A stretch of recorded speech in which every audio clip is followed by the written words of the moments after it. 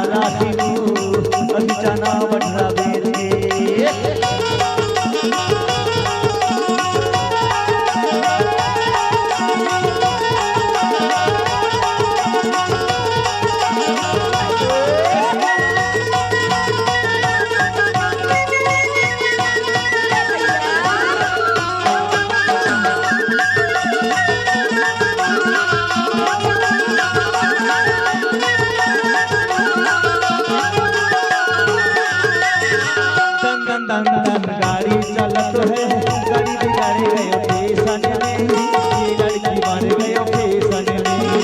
दन दन दन दन गाड़ी चलत है, गाड़ी बिगाड़े गयो फैशन में, ये लड़की मार गयो फैशन में।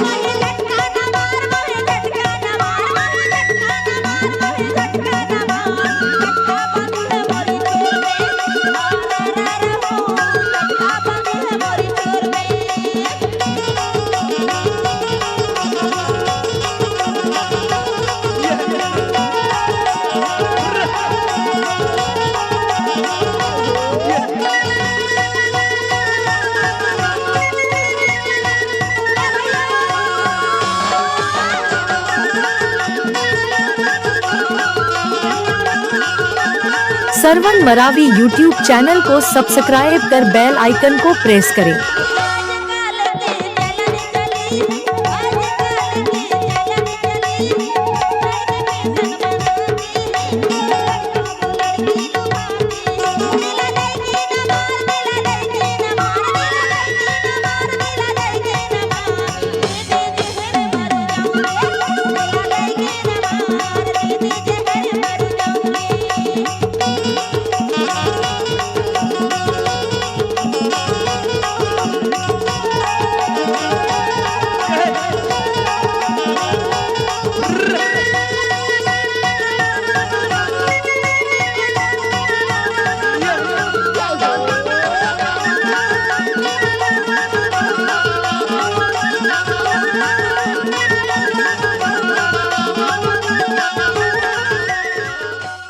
नए नए गाना सुनने के लिए सरवन मरावी यूट्यूब चैनल को सब्सक्राइब करें।